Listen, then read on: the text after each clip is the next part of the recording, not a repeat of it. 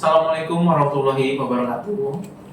Perkenalkan, kami dari kelompok 4 sub 3 peserta Latsar BPSDM Provinsi Jambi tahun 2026 angkatan 4. Pada kesempatan kali ini, kami memperkenalkan diri terlebih dahulu. Nama saya Rifki Pertama Putra, SIMA dengan nomor daftar hadir 33. Selanjutnya saya Ridho Maulana, nomor peserta saya nomor 32. Oke, terima kasih. Perkenalkan, nama saya Rizkal Fadli, STME, nomor daftar hadir saya 36. Baik, pada kesempatan kali ini kami mendapati tugas pada agenda 3, hari ke-9, itu adalah diminta untuk mendiskusikan mengenai pendidikan di era teknologi informasi, tentunya dalam perspektif manajemen ASN dan juga smart ASN. Nah, seperti kita ketahui, Bapak sekalian, bahwa penggunaan AI atau pemanfaatan teknologi terutama itu tidak terlepas lagi dari dunia pendidikan. Saya punya sedikit fakta bahwa penggunaan AI di kalangan mahasiswa itu sudah sangat masif. Berdasarkan data yang saya punya dari Good Stats Data, itu pada tahun 2025, setidaknya sudah sekitar 95% mahasiswa Indonesia telah menggunakan AI dalam proses pembelajarannya. Kemudian setidaknya 86% mahasiswa itu menggunakan AI secara langsung untuk mengerjakan atau membantu pengerjaan tugas akademiknya. Namun di balik kemudahan ini tentunya terdapat beberapa resiko serius. Makanya kita dalam diskusi ini ingin mendiskusikan bagaimana dampak dari peristiwa atau isu ini sesuai dengan perspektif pada agenda 3, itu adalah perspektif manajemen ASN dan smart ASN. Kalau mulai dari saya dulu, mungkin dari perspektif saya sebagai dosen Fakultas Hukum di program studi ilmu hukum, bahwa penggunaan AI atau pemanfaatan teknologi ini memang cukup masif. Karena bahkan ketika dosennya lepas tidak mengawasi tugas mahasiswa, itu mahasiswa bisa saja dengan sangat mudah menggunakan teknologi atau AI ini dalam pekerjaan tugasnya. Nah, tentu saja itu beresiko kepada integritas akademik juga plagiarisme tugas mahasiswa. Selain daripada itu, juga kami perlu pahami bahwa kalau kami di program studi ilmu hukum terutama itu perlu sekali adanya kemampuan analisis, ya. Karena selain membaca peraturan, mahasiswa kami itu perlu juga bisa berpikir kritis dan mampu menganalisis berdasarkan kasus. Jadi sangat mengkhawatirkan apabila pemanfaatan teknologi atau AI ini kemudian tidak dikendalikan, karena akan berdampak langsung terutama pada lulusan kami.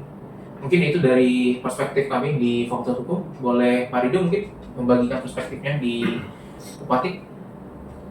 Mungkin kalau dari Patik, kalau sebagai saya sih seorang IT support dan jaringan, biasanya kalau dampak dari kita sebagai ASN, dampaknya lumayan besar sih. Misalnya kita tidak tahu apa-apa kan, kayak kok gimana ya, kayak ngurusin kayak jaringan ini, semua ini harus pakai apa, misalnya pakai aplikasi Micro 3, bisa server bisa seluas ini kan, harus pakai apa kan nggak tahu kan, kayak gunain lah aplikasinya. Pasti kita minta contoh kan dari ChatGPT apa kan, nah, bisa jadi dari itu. Cuma kalau dari kalangan mahasiswa atau dosen kan, dampak yang positifnya bisa membantu sih, itu aja. Nanti Rizkal jelasin lagi. Oke, coba kita dengar perspektifnya Pak Rizkal dari Prodi Kimia Industri. Gimana menurut Pak Rizkal menanggapi peristiwa ini? Ya, di kalangan mahasiswa. Baik, kita ngobrol santai aja kali ya. Iya, Nah, tak oke. tegang sih. Saya tegang sih. Oke Pak. Jadi saya sebagai dosen kimia industri, penggunaan AI ini menurut saya tidak bisa kita hindari ya. Jadi kita harus beradaptasi, dan nilai ASN kan ada adaptif. Jadi menurut saya penggunaan AI ini tidak salah bagi mahasiswa, tetapi dengan ada syarat-syaratnya. Ya, kita bisa AI ini kita ajak bicara gitu sebagai teman.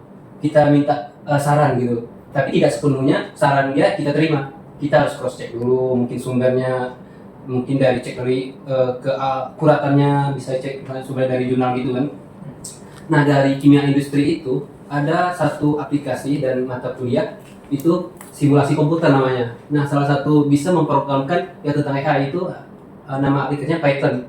Jadi kami ya di sana kayak membuat bisa aplikasi bisa dari Python itu, terus ada penggunaan MATLAB, Aspenisis. Nah, itu ya semuanya berhubungan dengan teknologi ya, jadi dengan bantuan AI gitu. Jadi menurut saya AI ini nggak salah, kita harus beradaptasi dengan penggunaan AI dan kita harus kontrol gitu, ajak dia berdiskusi, teman. AI ini saya anggap sebagai teman gitu. Jadi nggak salah menurut saya kalau penggunaan AI di kalangan mahasiswa gitu. Oke, benar.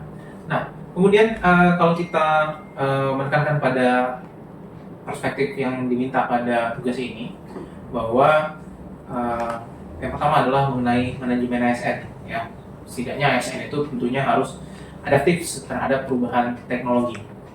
Nah, sebagai contoh saja, kalau kita sebagai ASN kita tidak adaptif, maka kita itu bisa menurunkan kualitas layanan pendidikan karena kita berada di unit kerja di Universitas Jambi itu adalah sebagai penyedia jasa layanan pendidikan. Kalau kami di Fakultas Hukum, terutama dosennya, kalau saya bisa bilang sudah cukup adaptif memang terhadap perubahan teknologi, terhadap penggunaan teknologi baik dari cara pengajaran maupun pekerjaan sehari-hari. Tapi memang tak dapat dihindari, tidak semua ASN itu adaptif terhadap perubahan teknologi. Memang mungkin ASN generasi lama, generasi yang jauh dari kita, senior-senior kita itu bisa dibilang hampir terlalu nyaman dengan sistem yang lama. Ya kan? Tentu saja itu bertentangan dengan manajemen ASN yang seharusnya tetap adaptif. Ya, gitu. Mungkin boleh saya minta perspektif dari Pak Rizkal Tentang manajemen ASN yang seharusnya ASN, tetap adaptif. ya, kalau untuk kita masuk gen apa ya? Gen Milenial. Milenial ya? Kalau saya Gen Z, Pak. Saya juga Gen Z ya. Oh, ya. Gen Z mungkin udah terbiasa kali ya Betul. dengan penggunaan ya AI, teknologi, kita udah terbiasa. Nah, untuk yang gen di atas, di bawah Di bawah mungkin di bawah ya sebenarnya. Nah, itu menurut saya kita sebagai Gen Z-nya ya harus mensosialisasikan itu bagaimana cara penggunaan teknologi yang baik dan benar gitu kepada gen milenialnya. Jadi biar bisa berkolaborasi menyeimbangi gitu dengan kita Gen Z ini. Jadi harus saling melengkapi lah. Kita memberitahu, mengajarkan gitu kepada gen milenial ini supaya yang melek teknologi lah.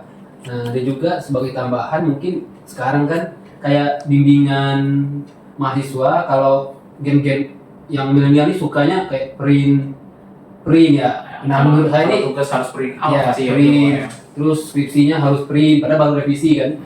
Menurut saya kalau masih sekedar revisi itu cukup kita kasih file softwarenya, jadi menghemat penggunaan kertas, membantu mengurangi limbah gitu. Nah, untuk menghemat itu semua bisa menggunakan ya Microsoft, masih dalam file Microsoft Word. Kan di Microsoft Word sudah disediakan komen gitu, kita bisa mengkomen, jadi nggak mubazir itu kertasnya. Ya itulah dari pandangan saya, kita harus visualisasikan dari segi misalnya mahasiswa lebih efektif yang menggunakan semuanya, kita manfaatkan teknologi yang ada gitu, nggak menggunakan mesin manual gitu. Dan juga di Microsoft Word kalau kita setting misalnya dalam bahasa Indonesia, dia bisa mengkoreksi bahasanya secara alami gitu. Oh ini salah, jadi ditandainya merah gitu. Jadi kita mempermudah kerjaan kita. Gitu. Iya begitu Pak ya. Kalau menurut saya juga sebagai dosen di Prodi Ilmu Hukum demikian memang sama, bahwa kalau bagi kita mungkin dosen Gen Z bisa disebut Pak ya. Dosen Gen Z itu sebenarnya malah bagi kita lebih mudah kalau mahasiswa itu tidak ngeprint skripsinya malah, ya kan Pak. Karena betul tadi, misalnya dari fitur kan ada fitur, misalnya kalau memang ada typo nanti akan ada bertanda merah di situ. Jadi bisa meminimalisir typo dalam tulisan mahasiswa.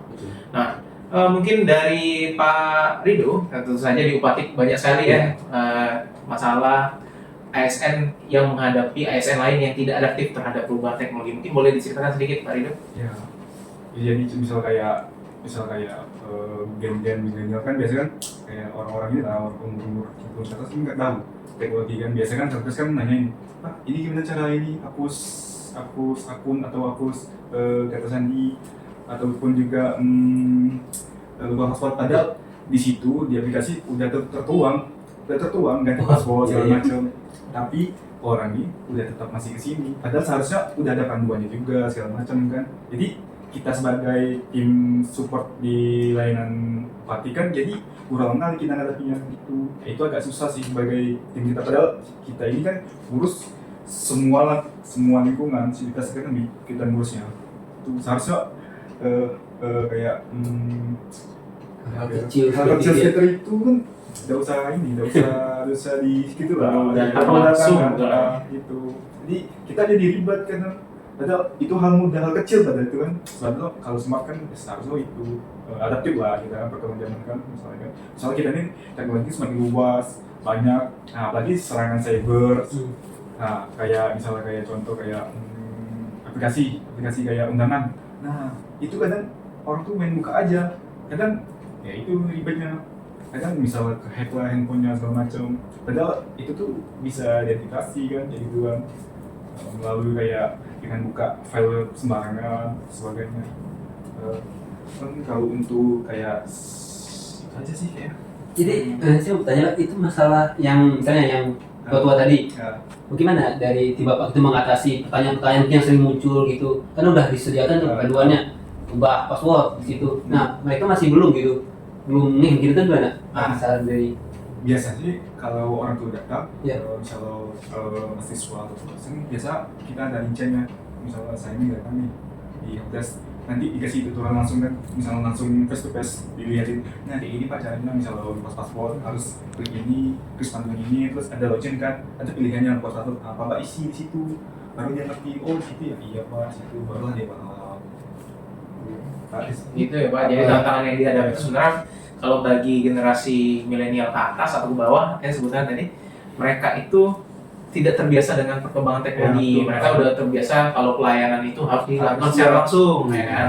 Yang mereka merasa benar-benar terbantu kalau dilayani secara langsung. Ya, betul. Kalau dibantu via WA atau via lewat panduan tutorial saja, mereka merasa tidak terbantu malah ya Pak. Padahal di panduan udah cukup, jadi kurang enak. Pengen laksana Iya, sekali tahuan lebih puas hatinya kalau mereka tuh dapat bantuan secara langsung, ada yang bantuin secara langsung. Kemudian selain mengenai manajemen ASN, Pak, terutama ASN sekarang juga dituntut supaya menjadi ASN yang smart atau smart ASN kalau dalam perkembangannya. Nah, bahwa smart ASN itu selain adaptif, artinya dia harus menggunakan bisa menggunakan teknologi kalau dalam manajemen ASN, tapi sebagai ASN yang smart, dia itu juga harus bijak dalam mengontrol penggunaan teknologi ini. Jadi selain bisa dalam manajemen ASN, sebagai ASN yang smart, dia juga harus bisa bijak mengontrol penggunaan teknologi yang dihadapi ini. Mungkin kalau dari kami di Fakultas Hukum, baik dosen maupun mahasiswa, memang hampir semuanya sudah bisa dibilang mampu mengoperasikan atau mampu mengikuti perkembangan teknologi. Tapi untuk sebagai ASN, terutama ASN yang smart, tentu saja kami perlu ada sesuatu yang disebut sebagai pedoman yang etis dalam penggunaan teknologi, terutama dalam pembuatan karya-karya akademik. Karena seperti Pak Aris paparkan di awal tadi, bahwa AI atau penggunaan teknologi lanjutan ini bisa sebenarnya dijadikan sebagai teman riset atau sebagai panduan riset saja. Tapi bukan berarti semua apa yang ditunjukkan oleh AI ini kemudian harus kita terima mentah-mentah, karena itu bertentangan dengan integritas akademik tentu saja. Nah mungkin itu kalau dari kami sebagai tenaga pendidik nih Pak di perguruan tinggi. Kalau dari perspektif Pak Rido sebagai tenaga pendidikan yang membantu tugas sivitas akademika yang lain, bagaimana smart ASN ini seharusnya diterapkan dalam kehidupan ASN sehari-hari dalam pekerjaannya? Kalau dari ini saya sendiri sih aku sih masalahnya kayak mengenai AI kan saya akan terbantu kan. Dari zaman sekarang, zaman teknologi kan, apalagi kita ini berhubungan dengan mahasiswa, dosen, semua kalangan lah, kesini ke Patik semua, pokoknya apa yang mereka minta bantuan macam-macam kita pasti tahu loh, selagi kita mampu kan, selagi kita mampu dan nggak di luar jangkauan lah. Untuk ya sebenarnya sebagai ASN kita wajib tahu juga kan perkembangan teknologi kan, kayak kita memperbarui ini kan pembelajaran atau pendidikan. Biasa kami setiap 1 tahun sekali kami pendidikan, misalnya ke mana sama untuk memperbarui skill kan. Itu aja sih. Mungkin ada tanggapan terakhir sebagai penutup dari Pak Rizka? Oh, udah penutup aja gini nih. Iya. Oke. Tidak ada terasa Pak Rizka. Kalau ngobrol mengenai smart ASN dan manajemen ASN, terutama pendidikan di era teknologi, Iya. ternyata banyak yang bisa dibahas. Banyak. Banyak. Mungkin sekian sih. Mungkin lah. dari Pak Rizka mungkin. Kalau dari Closing saya, ya. saya belum menutup, mungkin Bapak ada menyimpulkan ya. Saya boleh. menyampaikan dari perspektif saya nih. Oke, boleh. Nah, kalau smart ASN khususnya di bidang sains dan teknologi ini menurut saya kami dari sains kami dari sains dulu baru ke teknologi nih. Berarti dari skala laboratorium nanti kami kembangkan. Nah, di sains dan teknologi itu emang dituntut kita untuk mengembangkan teknologi terbaru biar bisa bersaing dengan bisa contohnya Cina gitu. Nah, apalagi saya misalnya fokus saya di bidang baterai gitu ya. Tentu sebagai ASN ketika melakukan penelitian tentu data-datanya itu harus pasti, jangan mengada-ada, jangan hanya membuat paper hanya untuk BKD, membuat paper hanya untuk dapat insentif. Menurut saya bukan itu. Kita sebagai ASN harus jujur apa data yang kita peroleh harus benar-benar kita cantumkan gitu. Soalnya paper yang nanti kita publikasi itu akan dibaca oleh banyak orang. Nanti kalau salah misalnya nih salah memasukkan bahannya, misalnya baterai nikel, mangan kobalt nggak cocok, nanti bisa meledak dong mobilnya gitu kan. Jadi penggunaan kita harus smart lah gitu, harus jujur gitu dalam membuat penelitian itu harus jujur lah, harus smart, bukan pintar-pintar ya, beda pintar-pintar dengan smart gitu. Jadi menurut saya ya, teknologi ini untuk kedepannya tidak bisa kita hindari, terus berkembang dan kita harus adaptif terhadap teknologi ini. Mungkin itulah dari saya. Ternyata memang banyak Pak yang bisa dibahas dari isu perkembangan teknologi di dunia pendidikan. Terutama kita dapat perspektif yang banyak dari teman-teman dosen, kemudian dari teman tenaga pendidikan. Ternyata bahkan kita sebagai ASN pun akan menghadapi mengenai smart ASN dan manajemen ASN. Ya setidaknya bahwa kita dapat simpulkan sebagai ASN yang mengikuti perkembangan teknologi, ada dua perspektif yang harus kita miliki sebagai ASN. Yang pertama, sebagai ASN kita harus mampu memanajemen ASN. Maksudnya adalah bahwa ASN itu harus adaptif karena adaptif ini terutama akan bersinggungan langsung dengan pelayanan publik, begitupun dengan nilai dasar ASN dengan mengenai pelayanan publik. Kemudian sebagai ASN kita pun dituntut menjadi ASN yang smart, ya. Yang smart dalam artian memang smart, bukan smart atau pintar-pintar ya bahasa Pak Rizkal tadi.